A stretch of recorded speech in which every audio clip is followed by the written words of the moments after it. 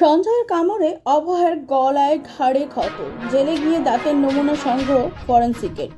কামড়ের মধ্যে ভালোবাসা রয়েছে কিনা সেটা এখন বড় প্রশ্ন নয়, বরং এই কামড় যে সঞ্জয় রায়ের সেই ব্যাপারে নিশ্চিত হতে এবার তারই দাঁতের ফরেনসিক পরীক্ষা করছে সিবিআই। এমনকি সঞ্জয় রায়ের দাঁতে কত জোর সেই প্রমাণ মিলবে এই ফরেনসিকের বাইট মার্ক অ্যানালিসিস পরীক্ষায়।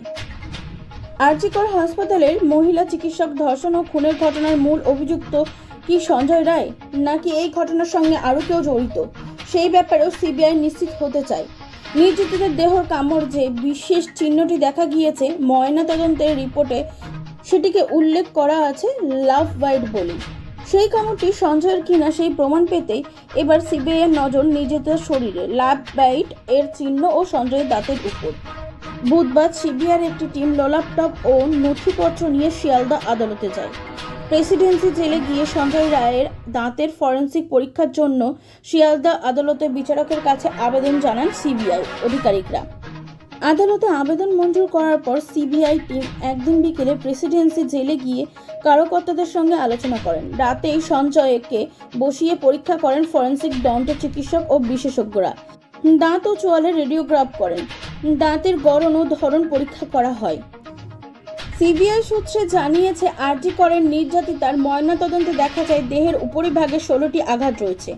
এর মধ্যে 10টি আঘাত মুখ ও গলা বা ঘাড়ের বিভিন্ন জায়গায়, 2টি আঘাত যৌনাঙ্গে, বাকি 4টি আঘাত হাত ও পায়ের বিভিন্ন অংশে।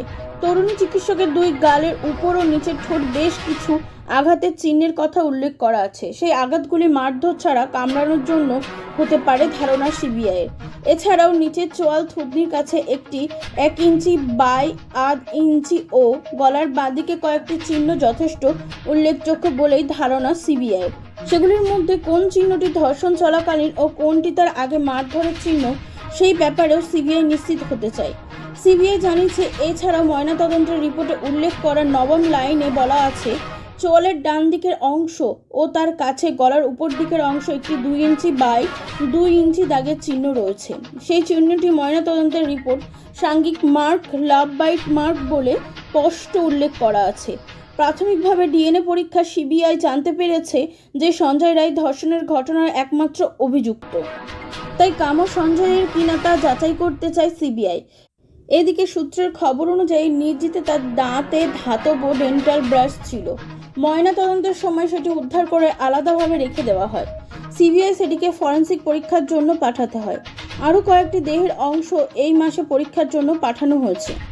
এই অংশগুলিতে কামড়ের দাগ রয়েছে বলে ধারণা। সেই অংশগুলির ছবি ও ভিডিও সিবিআইয়ের হাতে রয়েছে। এভাবে বাইট মার্ক অ্যানালিসিস করা ছাড়াও সঞ্জয়ের কামড় কত জোরে রয়েছে, যে অংশে কামড়ের চিহ্ন মিলেছে, সেটি সঞ্জয়ের হতে পারে কিনা সেই পরীক্ষা হচ্ছে।